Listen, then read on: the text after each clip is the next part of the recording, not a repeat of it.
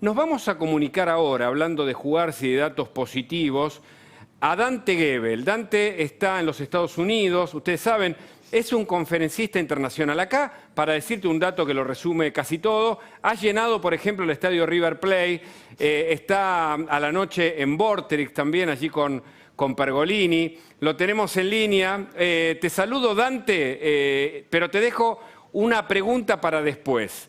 Estuve viendo un video en donde vos hablás de los hombres de negro, y los hombres de negro aparecen como posibilidades entre nosotros. Te saludo, ¿me lo respondés en instantes, por favor, Dante? Buenas tardes. Buenas tardes, Hugo. Hola, Agustina. Por supuesto, te respondo en un ratito. Dale, seguimos con nosotros, por favor. Seguimos en especial Coronavirus. Estamos con Dante Gebel. Para mí, que lo conozco hace muchísimos años, no voy a decir cuántos, Dante, hace que nos conocemos, pero nos hemos cruzado alguna vez por acá, por Buenos Aires, años después de habernos conocido. Y sigo, por supuesto, tu trayectoria.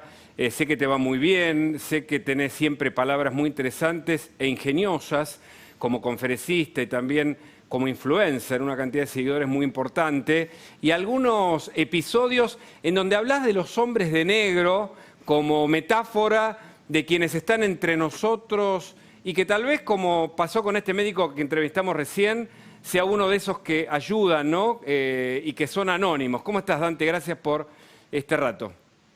Gracias, Hugo. Sí, yo adhiero absolutamente. Recién escuchaba el testimonio de este caballero, que es obvio que hay un montón de gente, ya sea él como voluntario de la vacuna o los enfermeros, los médicos, que a veces se los puede gratificar con un aplauso o con alguna sencilla, un agradecimiento que surge del cariño de la gente.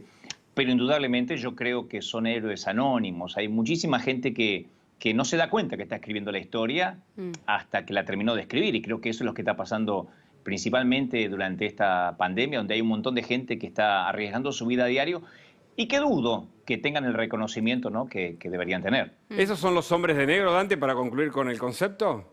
Sí, yo hice una metáfora en un programa de radio donde hablaba que los hombres de negro en la película que interpretó Will Smith eran esos que estaban trabajando de incógnito, tratando de buscar vida alienígena en la Tierra, ¿no? Entonces yo decía que así como ellos que están por fuera y por encima del sistema, hay un montón de gente que está por fuera del establishment, claro, para poder ayudarnos, para poder darnos una mano, haciendo una metáfora obviamente con la película.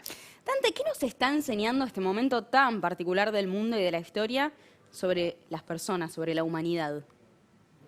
¿Cómo va a incidir, Agustina? ¿Cómo va a incidir y cómo estamos siendo nosotros, ¿no? ¿Qué aflora? ¿Aflora la solidaridad, el miedo? Yo pienso que aflora en todos los seres humanos, a mi humilde entender, todo lo que no estaba a simple vista y que la pandemia va a mostrar la mejor y la peor versión nuestra. De hecho, los testimonios dan cuenta de eso, de que hay un montón de gente que sacó lo peor de sí mismo. Y otros no tanto, otros lo mejor, la solidaridad. Y hay gente que de manera egoísta sacó su peor versión. Una vez escuché una frase de alguien que decía que la plata, el dinero, no cambia a nadie. Muestra lo que la persona era aún antes de tener dinero. Lo que pasa es que cuando era pobre no le interesaba a nadie. Claro. Entonces creo que uno dice, la plata lo cambió. No, mostró lo que había. Si el tipo era sencillo y humilde antes, el dinero no lo va a cambiar, va a exponer lo que había. Bueno, la pandemia viene a ser una suerte de metáfora de esto, que nos mostró a los que son solidarios, a los que no lo son, a los egoístas, mostró la miserabilidad, la fragilidad del ser humano, por sobre todas las cosas, porque yo tengo una conferencia por ahí que dice que nadie muere ateo bajo fuego enemigo. Y en este momento, hasta el más ateo termina creyendo en algo, diciendo tiene que haber algo más allá de nosotros, porque es obvio que ante la muerte, ante la celeridad de lo que no podemos manejar, de lo que no podemos controlar, uno se siente impotente y se siente por fin que es una nota más en un pentagrama musical, que tiene que haber algo mayor que nosotros. Y Dante, vos que tenés tantos seguidores y que realmente llenaste estadios, yo decía el de River, por ejemplo, ¿qué tenés para decirle no solo a los jóvenes, que es, si querés, el target o la cantidad de gente que más está dentro de tus seguidores? ¿Qué le decís en medio de esta cuarentena y de la pandemia? Porque en la Argentina vos seguís el devenir argentino, tenemos la cuarentena más larga del mundo. Pero por otro lado está la pandemia, que no podemos obviar, digamos. Yo tengo dos lecturas. Una es el hecho de que mientras que algunos lloran, otros fabrican pañuelos, ¿no?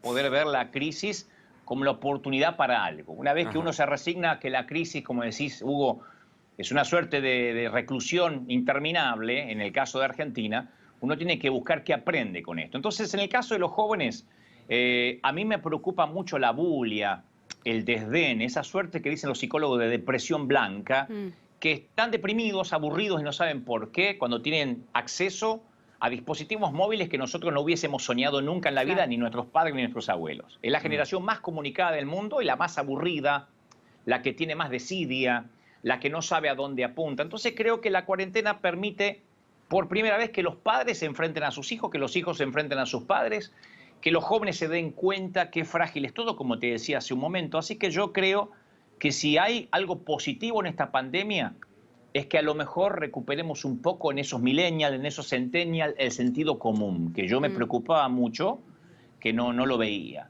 Y la otra lectura que hago con esta, que no sé si me lo intentaste preguntar o no, Hugo, con esta suerte de reclusión que no se termina más, se me hace que también hay una lectura política importante, ¿no? A ver. El aprovechamiento de una pandemia, a mí no me gusta esa diferencia. No, una cosa es la pandemia, otra cosa es la cuarentena.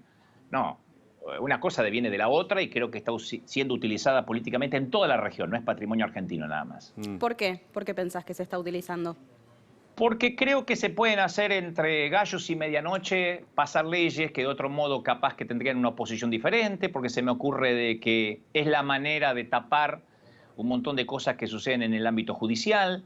Se me ocurre que es una forma de que el quédate en casa para mí sigue siendo una locura, independientemente que no estoy en contra de la asepsia, no estoy en contra del cuidarse, pero me parece que vivir el hecho de que aún a perder el trabajo, el empleo, la seguridad, la libertad, siempre me pareció una locura extrema, al punto tal de que uno no pueda decidir sobre su propia salud, sobre su propio riesgo y decidir cuáles son las prioridades, ¿no? Es, a mi humilde entender, lo que me lleva a pensar de que sí, está siendo utilizado políticamente sin ningún lugar a dudas, y no estoy diciendo que la pandemia no existe, digo que está siendo utilizado, cada uno lo aprovecha del modo que quiere. Nosotros le decimos los poderes de turno y sabés bien que tanto en este programa como después en la cornisa nos metemos de cabeza en cada uno de los ítems, de los que vos mencionaste, como la reforma judicial y muchas medidas que parece que a los poderes de turno les encanta porque aprovechan todo como para seguir estando en el poder o construir más poder. Este es un tema en sí mismo. Ahora, ¿qué le decís? Tenés un mensaje ahora para los jóvenes. Este canal es visto por muchísimos jóvenes que lo siguen porque es un canal moderno y muy actual. ¿Qué mensaje le das a los chicos que, como el de recién decía, dejen trabajar a la gente porque si no se va a morir de hambre? Yo lo que trato de decir siempre es que, y no solo insisto con Argentina, sino en el caso de toda la región o toda la Hispanoamérica, es no perder el ideal, no perder el ideal, el creer. En mi caso soy un hombre muy cristiano que cree en Dios, en los valores, pero independientemente de cada elección religiosa o lo que uno decida creer, no perder el ideal, el que se puede cambiar, porque cuando nos damos por vencidos es lo peligroso. Por allí decía Maquiavelo decía alguna vez que ser derrotado no era el problema, sino el no volver a levantarse, el no creer que uno tiene la capacidad de resistir. La preocupación es que Argentina se ha levantado de crisis peores. Nosotros podríamos dar cátedra a todo el mundo de lo que es cuando nos daban liquidado después del cacerolazo, con los gobiernos donde tuvimos 5 presidentes en una semana. Sin embargo, Argentina por alguna razón se reinventa. Cuando todos nos ponen el RIP, que en paz descanse, Argentina se reinventa. A mí me preocupa que este aislamiento obligatorio, para no decirle cuarentena, para no herir susceptibilidades políticas al poder, me preocupa que la gente termine bajando los brazos y entregándose, no teniendo ganas de luchar. Porque ahí es cuando la democracia me parece que corre el mayor riesgo. Cuando la oposición se debilita por desdén, se debilita por desgaste, como decíamos en el barrio. Cuando se va desgastando la persona, cuando decís, más sí. En los campos genocidas, el hecho de que los sobrevivientes o los que eran víctimas de un genocidio pudieran decidir qué almohada tener o pudieran decidir qué podían leer, los mantenía vivos. Si uno va perdiendo la última de las libertades, que es decidir cuándo uno va a salir a caminar, que parece algo tonto, pero decidir cuándo voy al mercado, uno se va de alguna manera erosionando su carácter, hasta el punto tal de que después estamos en medio de una dictadura y no nos dimos cuenta cómo llegamos hasta ahí, porque te aclaro que Venezuela No fue de la noche a la mañana que el régimen logró lo que hoy está logrando. Yo conocí la Venezuela antes de Chávez y el venezolano era un tipo que decía, este tipo no lo maneja fácil, es muy difícil que un gobierno dictatorial pueda estar sobre ellos y sin embargo vos ves como de a poco, de una manera erosionada, terminaron lo que hoy es Venezuela. Esa es mi mayor preocupación como ciudadano argentino. ¿Cómo hacer para que la gente no baje los brazos? ¿Qué le decís a las personas? No perder, aunque suene una frase hecha y a un cliché político, me parezco a Scioli, con esperanza, con optimismo.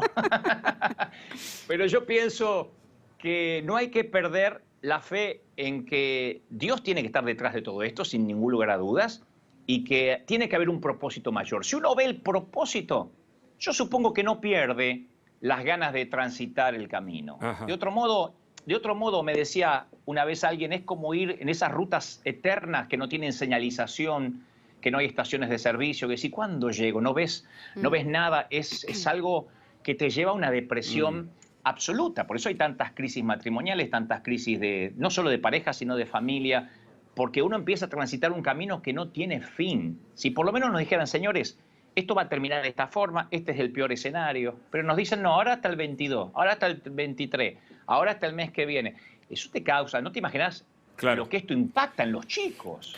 Vos recordarás, Dante, que acá hay una ruta que se le llama la ruta de la muerte, y me hiciste acordar como metáfora de lo que decís, una ruta que no tiene fin.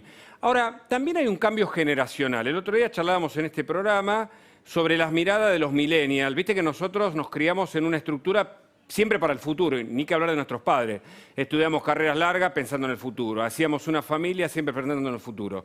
Hoy se fueron al otro extremo, la posmodernidad es eso, es agarrar la mochila, me importa el hoy, y eso se puede replicar en un montón de otras acciones. ¿Qué le decimos a esas generaciones que encima están encerradas y que, bueno, se ven tal vez agobiadas por esa misma soledad?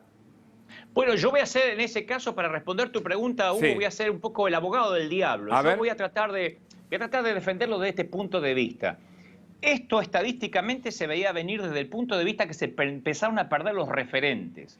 A falta de ejemplos, nosotros no podemos pretender que, por ejemplo, tener una juventud que estudie, que se capacite, cuando los padres viven prendidos al celular. Yo aprendí a leer porque mi vieja leía. Nosotros, en tu caso como periodista, en mi caso todo lo que aprendí porque se leía en casa con voracidad, porque había una biblioteca, a la siesta se apagaba la tele y a leer, mi hijo, para que no tenga errores ortográficos y tenga una buena verborragia al día de mañana. Claro. Si uno se cría con música, va a ser músico. Entonces, en las casas donde hay una inmediatez, donde la gente lee los títulos, donde la gente ya no te mira un tráiler, te mira un teaser, porque ya más de 15 segundos se aburre, es lógico que esta generación vaya perdiendo los ejemplos y vaya perdiendo los referentes. Era predecible que iban a querer vivir el hoy, porque es la era de la inmediatez, del no planificar, del no pensar. Venimos sin referentes, sin modelos a seguir, o modelos de papel maché. Hoy en día la clase política, nadie cree en la clase política, no creemos en los deportistas, nos dan la espalda a aquellos que están en televisión, si no mide el programa se va del aire. Entonces me parece que es una sociedad bastante desechable a la cual se veía venir. ¿Cómo recuperamos eso? Y bueno, como decían las maestras antiguamente, el poder del ejemplo. Yo creo que tenemos que volver al ejemplo. No le puedo exigir a mi hijo lo que él no ve en casa. La educación, yo el otro día hablaba con Felipe Piña en un programa y le decía cómo él como historiador veía la educación de acá a 10, 20 años en la Argentina. Independientemente si son clases presenciales o por la pandemia, o porque el presidente diga sigamos en pandemia 10 años más, en cuarentena. Y él me decía, es complejo porque ya no hay respeto por los docentes, ya no hay ejemplos. ¿Vos te acordás, Hugo, cuando lo que decía la seño era lo que había dicho Moisés en la tabla de la ley? Lo dijo la seño. Bueno, hoy nos reímos del presidente, independientemente de qué lugar de la grieta estemos, nos reímos de los ministros, se le falta el respeto, se habla mal en televisión, que yo no entiendo. Julián Weich el otro día me decía, hablar mal en televisión es como escribir un libro con faltas de ortografía. Yo pienso que culturalmente la Argentina está al borde de un abismo, y esperemos que no sea como aquella fallida frase de Rafael Videla que dijo, estamos al borde del abismo, pero hoy dimos un paso al frente. Claro. Espero que no nos caigamos, espero que podamos recuperar la cultura, el ejemplo, porque somos un país con valores, yo lo creo. Yo creo que Argentina es un país con muchos valores y tenemos que volver a eso. Sin esnovismo, te lo digo, ¿eh? Recién decías que cuesta mucho pensar en el futuro, ¿no? Al menos en la generación millennial. ¿Ese justamente aferrarse al presente hizo que sea más difícil transitar esta cuarentena? ¿Pero a qué presente, Agustina? Ojalá esto fuera Disneyland y decir, es que está tan lindo que acabamos de ganar el Mundial, como nos pasó en el 86, estamos aferrados a eso y no queremos pasar la hoja. ¿A qué presente? Eso es lo trágico. Claro. Si tuviéramos un presente extraordinario, si estuviéramos viviendo un momento sociopolítico, macroeconómico extraordinario, bueno, es lógico que no pensemos en el futuro. Acá el problema es la bulia o la desidia de que no hay presente y que por consecuencia también estemos hipotecando el futuro. Entonces, por eso más que nunca, Argentina, y yo vuelvo a la frase que te dije hace un momento, tiene que dejar de ser un país laico en el sentido de no creer en nada. Tenemos que recuperar la fe. Tenemos que volver a orar, a rezar, a creer en Dios. Yo sé que parece un delirio místico, pero yo no lo hablo de como si hablara Lelita Carrió. Te lo estoy diciendo de verdad. Yo estoy diciendo que necesitamos, desde el sentido común, volver a creer, tener esperanza en Dios, porque no podemos tener esperanza más en lo que pasa en el sillón de Rivadavia, es obvio, ni en el Senado, ni en la Cámara de Diputados. Para mí, yo el otro día miraba las declaraciones de Duhalde y realmente me corrió un frío por la espalda, porque digo, insisto, no es alguien que después dijo, tuve un brote psicótico. La mayoría sabemos que eso no proviene de un brote psicótico necesariamente. Y a mí me preocupó, porque digo, está como abierto el juego para cualquier cosa. Por eso urge recuperar los valores en la Argentina. Para mí es urgente volver a la educación, a tener un plan de educación, un plan de gobierno que disponga mucho más del Producto Bruto Interno a la educación. De otro modo, vamos a perder una generación, Agustina. Me preguntaste recién, ¿qué va a pasar? ¿Vamos a perder una generación entera o dos? La vamos a perder. ¿A cómo vamos? La vamos a perder. Vuelvo al tema de tu público, digamos, los jóvenes. Vos tuviste siempre, desde hace años, un mensaje para ellos. ¿Qué ves como virtuoso en las nuevas generaciones y cuál es el mayor defecto? Bueno, ya hablaste, ¿no?, de la bulia, de lo que está pasando con falta de ejemplos. ¿Y qué virtudes ves en las nuevas generaciones? Digo, ¿qué vemos hacia el futuro? Lo que me gusta de las nuevas generaciones es que así de ahí puedo sacar algo bueno de lo que dijo Agustina. Agustina me decía recién, aferrados al presente. Bueno, vamos a tratar de vender pañuelos en medio de los que lloran, ¿no? A mí se me ocurre que lo bueno de esta generación es que tampoco está anclado al viejo peronismo, al viejo radicalismo, a lo que dijo Alfonsín, o como dijo el doctor Ilía. Me parece que cada vez nos vamos desprendiendo más de la historia. Quedan los estadistas, pero la historia va cambiando. Hoy hay una nueva generación que no sé si está dispuesta a tener los mismos viejos valores, todo tiempo pasado fue mejor. Eso es algo positivo, porque uno puede empezar a construir desde cero. Yo soy conferencista, Hugo, y el peor público que puedo tener es aquel que cree que viene sabiendo algo. A mí me encanta el público que dice, a ver, desasname, ayúdame. Pagué una entrada o pagué un ticket para escucharte a ver si aprendo algo. Esa es tierra fértil. Claro.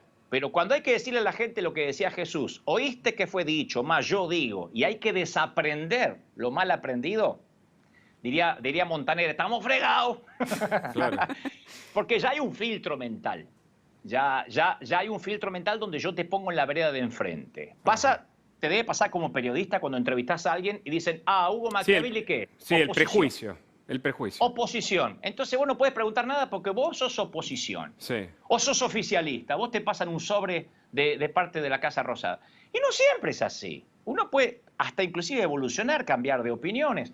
Entonces, a tu pregunta, yo creo que esta juventud está lista para nuevos gobiernos, para nueva plataforma, para nueva economía, para una nueva creencia. Así como no tienen aferrado a nada al futuro, tampoco creo que están demasiado anclados al pasado. Ahora, y eso termina siendo positivo. Dante, ahora la dejo a Agustina, porque antes de olvidarme de esta pregunta, pero no aparecen en la Argentina actual nuevos líderes, se lo ve en la política, tampoco premios Nobel. Parece como que estamos en una anomia en la producción cultural, digamos, en el imaginario social, en los talentos. ¿Nos sacaron el sueño de algún modo, crees? Yo creo, como se dice en psicología, que en Australia hay un fenómeno que se llama el complejo de la amapola alta. En Australia no hay héroes. La amapola alta, en Australia no hay héroes. Yo fui a Australia, uno dice, ¿cuáles son los héroes acá? A ver si hay un Messi, si hay, no sé, un escritor. No hay. Porque al que crece mucho se lo corta. Todos tienen que estar iguales. Eso es una tendencia que se mantiene en Australia hace años. El complejo de la amapola alta. Nadie puede ser más alto que el resto. Chile tiene ese problema, lo reconocido por los chilenos. Yo leía a un columnista hace poco que decía, tenemos que aprender de los argentinos que ellos siempre se levantan un héroe, con pies de barro, pero héroe al fin. Los chilenos no nos gusta que alguien surja. Argentina va camino al complejo de la amapola alta. Fíjate que cuando alguien tiene algo de éxito o demuestra que es algo, inmediatamente, no solo programas de Chimento, porque esto no es patrimonio de Real, inmediatamente toda la prensa o gran parte del sector está viendo en qué se equivoca. O sea, Messi es un genio hasta que es un pecho frío. El presidente es un genio hasta que extiende la cuarentena. Entonces nosotros vamos liquidando nuestras amapolas. Se me ocurre que nosotros atentamos contra nuestros héroes, contra nuestros modelos. No los dejamos ser. Estamos buscando... No, si hizo plata es porque chorea. Si dice que es bueno es porque debe ser una pantalla. O sea, desconfiamos mucho porque se presume la culpabilidad antes que la inocencia. Creo que eso es uno de los valores que tenemos que recuperar. Dante, te agradezco mucho. Es una linda charla, no será la última y un gusto tenerte acá en Especial Coronavirus. Hasta pronto. Muchas gracias. Pronto, Hugo. Hasta pronto, Agustina. Gracias. Hasta luego.